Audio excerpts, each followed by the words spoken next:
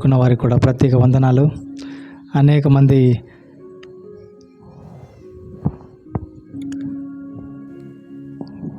మీకు తెలిసినో తెలియదో గృహప్రవేశం అంటే నేను లేదా ఇంటిలోకి ప్రార్థన పెట్టుకోవాలంటే చాలా వరకు చాలామంది విశ్వాసులు కూడా దాని సమయము అంటే మంచి సమయము, చెడ్డ సమయము వీటన్నిటిని కూడా వాళ్ళు కేటాయించుకుంటారు.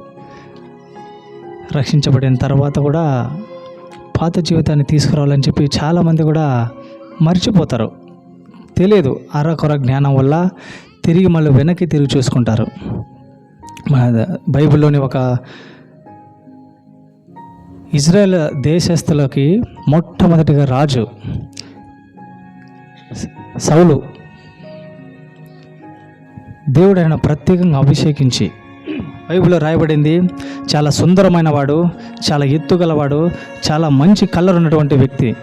దేవుడు ఆయనను ఎన్నుకొని అభిషేకించి మొట్టమొదటి రాజుగా, ఈ బైబిల్లోని మొట్టమొదటి రాజుగా దేవుడు నియమించాడు సౌలును. అటువంటి సౌల్ ఇక్కడ కొద్దిగా నేను మీకు చెప్పబోతున్నాను.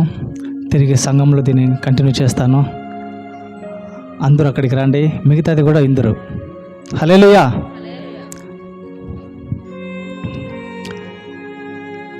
సామూయేలు 1వ అధ్యాయము 28:3 చదవండి.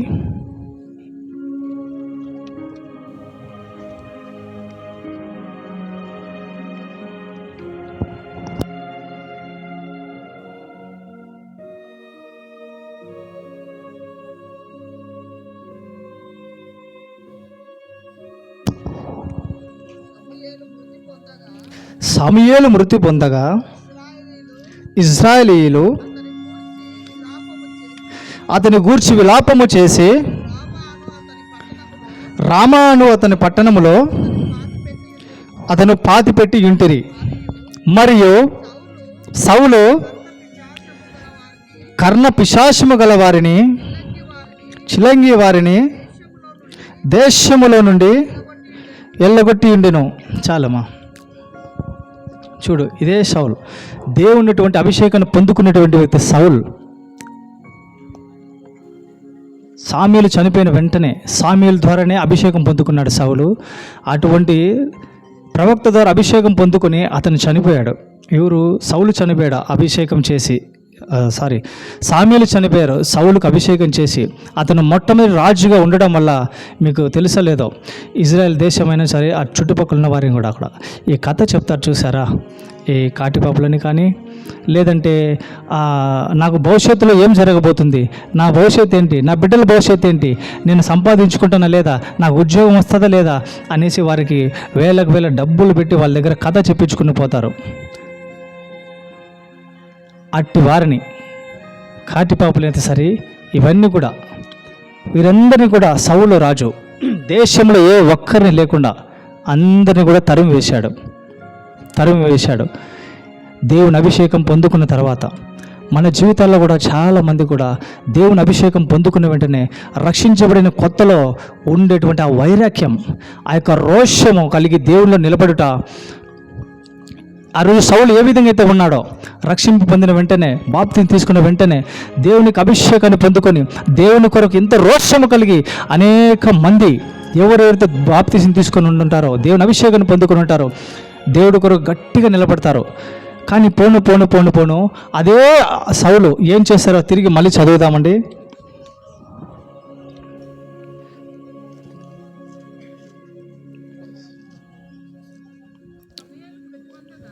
సమూయేలు మృతి పొందగా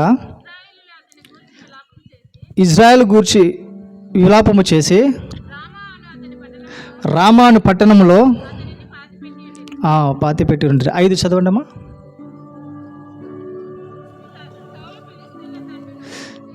సౌలు ఫిలిష్తీయుల దండను చూచి మనసునందు భయకంపము నొంది.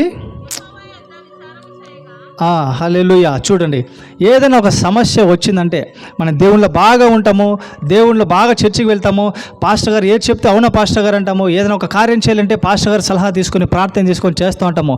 కానీ ఏదైనా ఒక సమస్య వచ్చిందంటే దాన్ని తట్టుకునే శక్తి తగ్గినటువంటి, ఎప్పుడైతే తగ్గుతుందో అప్పుడు చూడు సౌలు ఏం చేస్తున్నాడో ఇక్కడ. సౌలు ఏం చేశారు? దేవుడికి మళ్ళీ చదవమ్మా 5. ఫిలిప్పీల దండను చూసి, మనకున్నటువంటి ఆ యొక్క అప్పును చూసి, మనకున్నటువంటి సమస్యను చూసి, ఇదిగో మన జీవితంలో ఒక జాబు విషయం కానీ, కుటుంబ విషయం కానీ, ఏ సమస్యను చూసి ఏం చేస్తున్నాడు అక్కడ? మనసునంత భయకంపం ఉంది. అయ్యో అని దేవుడు చేస్తాడు కార్యం, వాళ్ళకి తెలుసు. కానీ సాతాను అనేటువంటి గమ్మున ఉండడు కదా, గర్జించు సింహంలో వాడు ఎదురు చూస్తుంటాడు ఎప్పుడెప్పుడు అవకాశం దొరుకుతుందని. అందుకే అపోస్తలుడు పౌలు చెప్తున్నాడు, ఇంచేనను కూడా వాడికి అవకాశం ఇవ్వకూడదని చెప్పి. అటువంటి సమయంలో మనం ఏం చేయాలి? అధిక ప్రార్థనలో గడపాలి. కానీ చాలామంది కాదు, కానీ కొందరు దారి తప్పిపోవడానికి కారణం ఏంటి తెలుసా?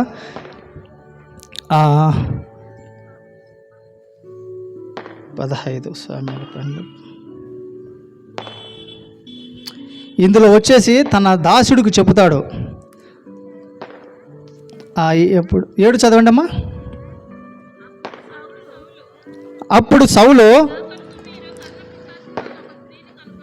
నా కొరకు మీరు కర్ణప్రయాసి గల ఒక స్త్రీని కనుగొని నేను పోయి దాని చేత విచారణ చేతునని తన సేవకులకు ఆజ్ఞ, వారు చిత్తము నొద్దూరుల కర్ణ పిశాచము గల యొక్కనితో ఉన్నదని అతనితో చెప్పాను. చూసారండి, సమస్య వచ్చినప్పుడు ఒక మొట్టమొదటిగా రాజు ఇజ్రాయెల్ దేశానికి గొప్ప అభిషేకం పొందుకున్నటువంటి సౌలు ఏ పని చేస్తున్నాడు? అసలు వీరు ఉండకూడదు, ఈ కర్ణ పిశాచి వాళ్ళు, ఈ కథలు చెప్పేటోళ్ళు, ఇటువంటి వారు ఉండకూడదని చెప్పేసి సౌలే వారిని అందరినీ నాశనం చేసి చెల్లా చెదురు చేశాడు. అదే సౌలు సమస్య వచ్చినప్పుడు తట్టుకోలేక ఏం చేశాడు చూడండి. ఎంత బాధాకరమైన విషయం.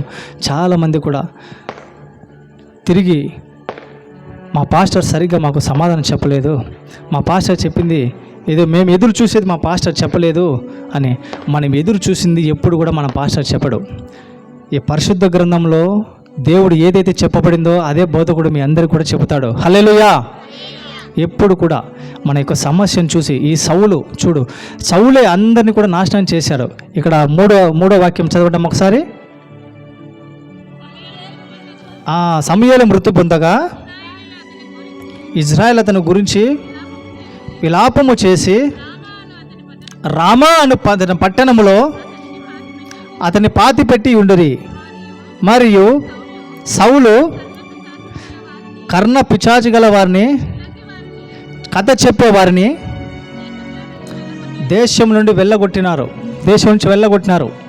కానీ మనం ఎంతమంది రక్షణ పొందిన తర్వాత, పాత మనిషి నీళ్ళలో సమాధి అయిపోయిన తర్వాత తిరిగి మళ్ళీ పాత మనిషి యొక్క జ్ఞాపకాలు, ఇదిగో ఒక్కసారి వీళ్ళు కథ చెప్పించుకుందామా, నేను అనుకునే కార్యం జరగలేదే, ఇదిగో ఈ కార్యం నాకు జరగలేదే, మా ఇంట్లో ఇది జరగలేదే, ఇదో డబ్బు విషయంలో జరగలేదే, అసలు ఏముందో నా మీద అని ఒక్కసారి వెళ్ళేదామా. చిలక జోస్యం చెప్పేవారు తెలుసా? ఎవరు ఎంతమంది చూసారమ్మా చిలక జోస్యం? నేను రక్షించబడక ముందు కూడా ఈ తిరునాళ్ళంతటికి వెళ్ళి ముందు పరిగెత్తుకుంటూ వెళ్ళేటను. అతను చెప్తాడు, 100-50 తీసుకొని చెప్తాడు. అవి విని ఆ కొద్దిసేపు ఇంపుగా ఉంటుంది, వాళ్ళు చెప్పేది ఆ కొద్దిసేపు ఇంపుగా ఉంటుంది, కానీ నిజ జీవితంలో ఉండదు. నిజ జీవితం చెప్పేవాళ్ళకు ఉంటే అక్కడ ఎందుకు అలా ఉంటారు? వాడి జీవితం బ్రహ్మాండంగా ఉంటుంది. కానీ మన పాపముల కొరకు, దరిద్రముల కొరకు, శాపముల కొరకు ప్రభువుని యేసుక్రీస్తు ఆయన రక్తాన్ని చిందించాడు. ఎప్పుడైతే మనం ఆయనను అంగీకరించిన వారందరూ కూడా జయ జీవితం నిశ్చయముగా ఉండును. ఆమేన్, ఆమేన్, హల్లెలూయా. శోధన వచ్చినప్పుడు శోధనలు వస్తాయి, ప్రతి మనిషికి శోధనలు వస్తాయి. ప్రతి మనిషికి భూమి మీద పుట్టినటువంటి మాంసం ధరించుకున్న ప్రతి ఒక్కరికి కూడా శోధనలు వస్తాయి. వాటి నుంచి భరించే శక్తి ఎవరు ఇస్తారు? దేవుడే ఇస్తాడు. హల్లెలూయా. ఎప్పుడు ఇస్తాడు దేవుడు? మన ఊరికి ఇంట్లో ఉండే టయానికి తినేసి నిద్రపోతే దేవుడు ఇస్తాడా? ఆదివారం దేవుని సన్నిధికి వెళ్తే దేవుడు ఇస్తాడా? లేదు. మన మనసును కొమ్మరించాలి దేవుని యొద్ద, మన యొక్క హృదయం అనే ద్వారాలు తెరవాలి దేవుని యొద్ద. అప్పుడే మన కష్టాలైనా మన శ్రమలైనా ఏవైనా కూడా ఎదుర్కొనే శక్తి. అప్పుడుగానే కూడా సమస్యలు రావని నేను చెప్పను, సమస్యలు వస్తాయి. దాన్ని ఎదిరించే శక్తి దేవుడు ఇస్తాడు. ఆ జ్ఞానాన్ని, ఆ సమస్య నుంచి ఎలాగ మనము కోలుకోవాలి, ఆ సమస్య నుంచి మనం ఎలా బయటపడాలి అనేది దేవుడు జ్ఞానాన్ని ఇస్తాడు. హల్లెలూయా, హల్లెలూయా. చాలా వరకు ఈ కాలంలో ఆడికి వెళ్తున్నా, మా చర్చిలో కాలేదు, వేరే చర్చి మారుతా ఉన్నా. చర్చి మార్చనక్కర్లేదు. ఏ చర్చికి వెళ్ళినా కూడా ఇదే పరిశుద్ధ వాక్యం చెప్పబడుతుంది. హల్లెలూయా, హల్లెలూయా. దేవునికి మహిమ కలుగును గాక.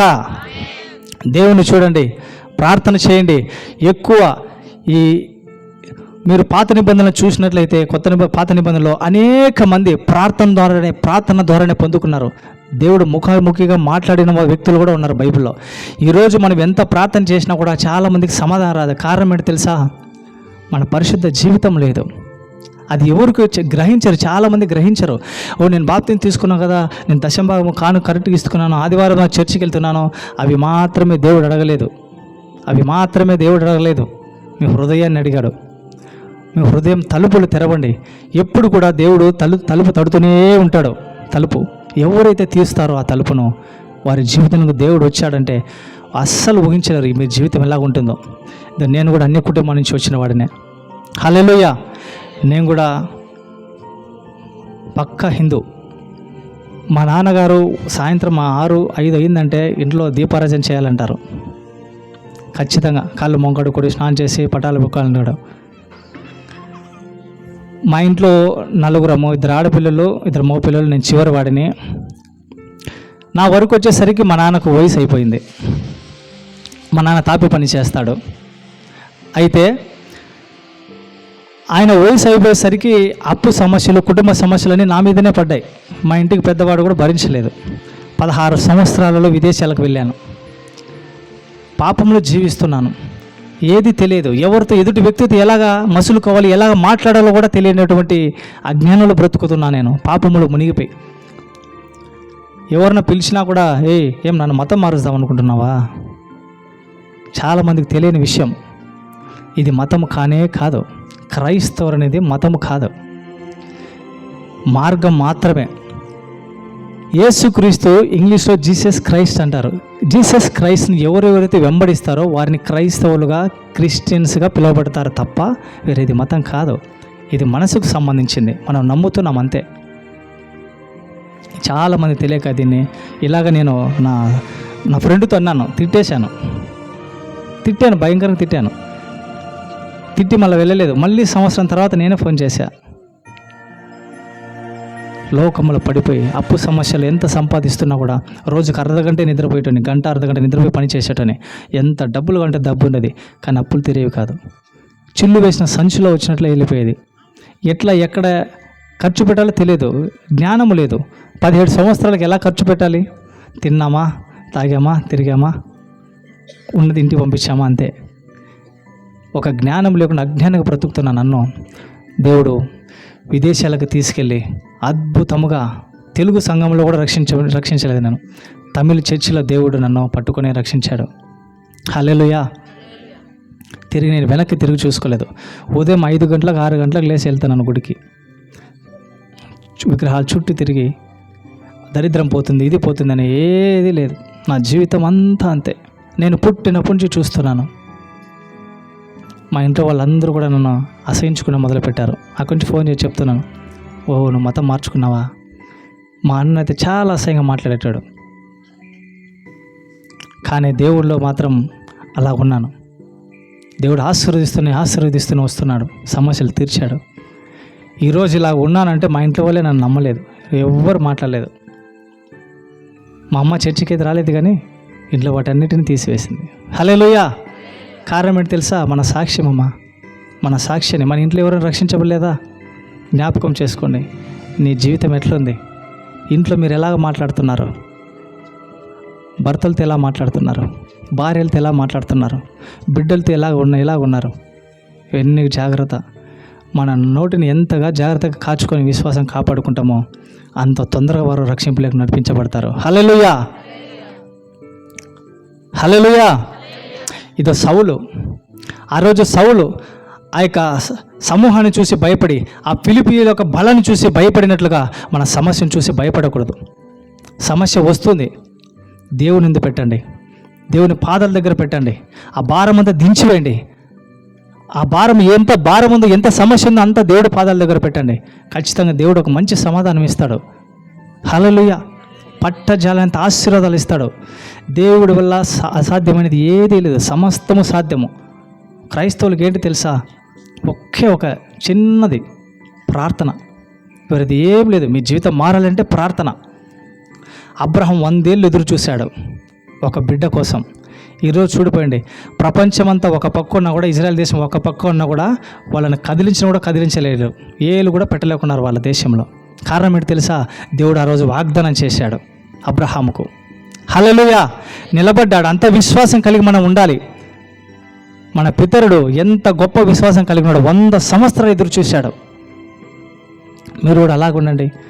ఈరోజు ఎవరైతే ఇంట్లో గృహదర్శనం పెట్టుకున్నారో వారికి ముఖ్యంగా మీ చుట్టుపక్కల ఉన్నవారు రక్షించబడాలంటే మీరు విశ్వాసాన్ని కాపాడుకోవాలి. ఈరోజు ఊరిలో సాక్షిని, ఊరిలో ఎటువంటి పేరు లేని నాకు తిరిగి ఇండియాకు వచ్చేసరికి చర్చికి వెళ్తున్నాను, నన్ను చూసి అనేక మంది మర్యాద ఇవ్వడం మొదలుపెట్టారు. నన్ను చీకొట్టిన వాళ్ళే. అంత అసమైన జీవితం నుంచి దేవుడు నన్ను రక్షించాడు. కారణం ఏంటి తెలుసా? మన జీవితం, మన సాక్ష్యం. ఎంతసేపు ప్రార్థన చేస్తున్నాము. ఈ కాలం అందరికి ప్రతి ఒక్కరికి ఉంటుంది. ఇది పెద్ద దయ్యం. యవ్వనస్తులకు కానీ, ముసలి వాళ్ళకు కానీ, చిన్నపిల్లల కాడి నుంచి కూడా. మా ఇంట్లో బాబు ఉన్నాడు. క్రిస్టియన్ కార్టూన్స్ కానీ, మియో కానీ, పిల్లి కానీ పెడితేనే తినడు. మా అన్న వాళ్ళ ఇంటికి వెళ్ళి అదంతా నేర్పించారు వాళ్ళు. దయచేసి చెప్తున్నాను, ఎవరు కూడా మొబైల్ ఇవ్వద్దు చిన్నపిల్లలకు. సమస్తం ఉంది. ఏది పడితే అది వెబ్సైట్ ఓపెన్ అవుతుంది. చిన్న వయసులో నుంచి చిన్నపిల్లలు చెడిపోతున్నారు. పెద్దలు ఎక్కువ ఈ ఫోన్లో లేకపోతే చిన్నపిల్లలు ఫోన్ అడగరండి. అవునా? ఎక్కువ ముందుగానే పెద్దోళ్ళే చూస్తూ ఉంటారు. నేను ఫారెన్లో నా చిన్న వయసులో నుంచి ఉన్నాను. దాదాపు 15 సంవత్సరాలు ఉన్నాను. నాకు ఎటువంటి టిక్ టాక్లు, ఇన్స్టాగ్రామ్లు ఏమి లేవు. మనం ఒక పాస్ట్ ఇన్స్టాగ్రాము ఓపెన్ చేసి ఇచ్చాడు. ఇంతవరకు లేనే లేదు. మనము ఈ బైబిల్ ఎక్కువ చదివి దేవుడికి సహవాసం చేస్తే చాలు. వేరే ఎవరి సహవాసం అవసరం లేదు. ఎవరి సహవాసం అవసరం లేదు. మంచి సేవకులు ఉన్నారు. ఇటువంటి సేవకుడు ఎక్కడి నుంచో, ఎంత దూర ప్రాంతం నుంచి వచ్చాడు. ఎంత దూర ప్రాంతం నుంచి చూడండి. దేవుడు ఈ ఊరి మీద, ఈ జనాల మీద గొప్ప భారం పెట్టారు పాస్టర్ గారికి. ఇందుని బట్టి నేను సంతోషిస్తున్నాను. హల్లెలూయా. దేవునికి స్తోత్రం. అభిషేకం అతను కోల్పోయిన తర్వాత సౌల్, అభిషేకం ఎవరి మీదకి వెళ్ళింది? తర్వాత దావీదు. ఎంత గొప్పగా దేవుడు వాడుకున్నాడు. ఆ వంశంలో నుంచి ఈరోజు మనము సొంత రక్షకుడు మనకు పుట్టాడు. హల్లెలూయా. దేవునికి స్తోత్రం. మీతో ప్రసంగం వినాలంటే చర్చికి రండి. ఇప్పుడు వస్తున్నారు కదా అందరూ, అక్కడికి రండి. చాలా అద్భుతంగా ఉంటుంది. అయ్యగారు చెప్పారు ఇక్కడనే, ఇప్పుడే చెప్పారు. అందుకే నేను సరిగ్గా ప్రిపేర్ కాలేక వచ్చినాను. అక్కడికి రండి, గొప్పది. హల్లెలూయా. రండి. ఈరోజు సౌలు జీవితంలో ఇంకా ఏం జరిగింది? దావీదు జీవితంలో ఏం జరిగింది? మన జీవితంలో ఎందుకు కొదువైంది? ఎందుకు మనం ఇంకా హెచ్చించబడలేకపోతున్నాము? ఆశీర్వాదాలని ఎందుకు బంధించబడి ఉన్నాయి? కారణం ఏంటి? అవన్నీ మీకు ఈరోజు అక్కడికి వస్తే నేను చెప్తాను ఏంటి అనేది. దేవుడు ఎంతగా ప్రేమిస్తున్నాడో తెలుసా మనల్ని? ఎవ్వరు కూడా, మన అమ్మ, నాన్న, బిడ్డ ఎవ్వరు కూడా భూమిలో ప్రేమించలేరు పరలోకమందు ఉన్న తండ్రి ప్రేమించినట్టుగా. ఎవ్వరు కూడా ప్రేమించలేరు. గొప్ప ప్రేమ. ఆయన పక్కన మనల్ని కూర్చోబెట్టుకోవాలని చెప్పి ఎంతో ప్రయాసపడుతున్నాడు పరలోకమందున్న తండ్రి. మనిషి ఎంత దిగజారిపోతున్నాడు అంటే అంత దిగజారిపోతున్నాడు. కానీ దేవుడు అంత గొప్ప మనసుతో దేవుడు ఇంకా మనిషిని ఎదురు చూస్తున్నాడు మనిషి దగ్గర. ఇది ఈ కుమారుడు కాదు, ఈ కుమార్తె వస్తుందేమో, ఈ కుమారుడు వస్తాడేమని అది మొదలుకొని ఆదాము అవ్వల నుంచి ఇప్పుడు వరకు కూడా ప్రతి మనిషి దగ్గర ఎదురు చూస్తున్నాడు.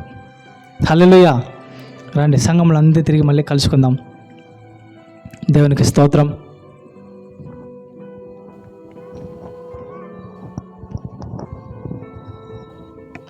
దేవునికి మహిమ కలుగును గాక. హల్లెలూయా.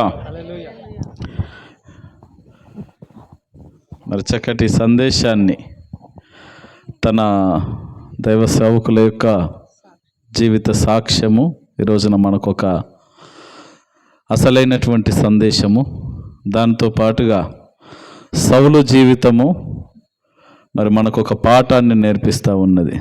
సౌలు మొదటిగా అభిషేకం పొందినవాడే, కానీ తర్వాత ఏ దయ్యాలు, ఏ కర్ణ పిశాచాలు, ఏ సోద చెప్పేవాళ్ళు తన రాజ్యంలో ఉండొద్దు అని తన నోటి నుండి అన్నాడు. మరలా అభిషేకం కోల్పోయినాక వాళ్ళ దగ్గరికే వెళ్ళి ఒక మాటలో చెప్పాలంటే జాతకం చూపించుకున్నాడు.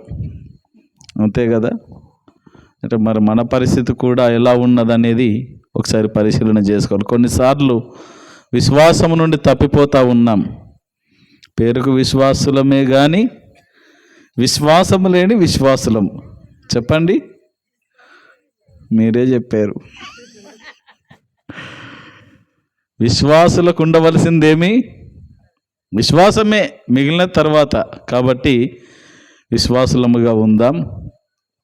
అయ్యగారు చెప్పినట్టుగా వాస్తవంగా అయ్యగారిని పిలిచింది సంపూర్ణ రాత్రి ప్రార్థన కూడికలో సందేశం కొరకు. ఒకటే చెప్పాను నేను. ఇక్కడికి వచ్చిన తర్వాత అయ్యగారు లేట్గా వస్తారు, ఎప్పుడు వస్తారు నాకు టైమింగ్ కరెక్ట్గా తెలియదు కనుక ఈ విషయం చెప్పలే.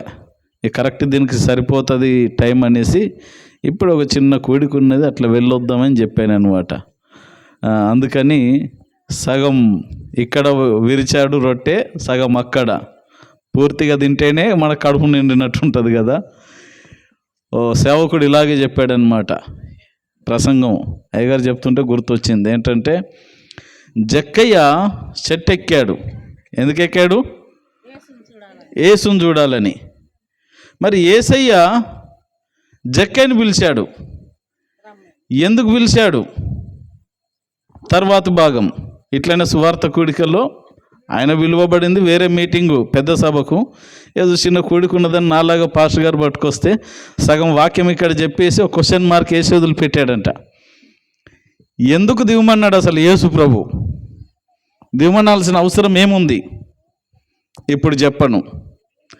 అని ఏం చేశాడంటే జక్కయ్యను చెట్టు మీద నుంచి వెళ్ళిపోయాడు ఆమెనని. సచ్చినట్టు ఇంకేం చేస్తారు? ఇక మనలో క్వశ్చన్ మార్క్ ఉండద్దు కదా. అందుకే మరి సీరియల్ ఎందుకు చూస్తారు? వాడు క్వశ్చన్ మార్క్ వేసి అసలు ఏం జరుగుతుంది, తర్వాతి భాగం ఏం జరుగుతుంది, కొంపలన్నీ గాలిపోయినా కూలిపోయినా ఎన్ని ఆటంకాలున్నా అది చూడండి మనకు మనసును పట్టదు కదా. ఆ రీతిగా క్వశ్చన్ మార్క్ పెట్టి వెళ్ళిన తర్వాత దేవుడు అద్భుతంగా సేవకును వాడుకొని అందులో ఉన్న ఆత్మీయ సత్యాలను చక్కగా వివరించడం జరిగింది. ఆ రోజున చాలామంది రక్షింపబడ్డారు. దేవునికి మహిమ కలుగును గాక. మరి సాయంకాలమున మరల మనకు సంపూర్ణ రాత్రి కూడిక ఉన్నది. అందరూ కూడా మరి సిద్ధపడి ఈ ప్రార్థన అనంతరం అక్కడికి రావాలని ప్రభు పేరిట మనవి చేస్తూ ఉన్నాను. ప్రార్థన అనంతరము అక్కడ మరి ఆయిల్ వేసి స్వస్థత ప్రార్థనలు కూడా చేయబడతాయి. అందరూ సకాలంలో సిద్ధపడి రావాలని ప్రభు పేరిట మనవి చేస్తూ ఉన్నాను. మరి ఈ కార్యక్రమాన్ని మరి కృతజ్ఞత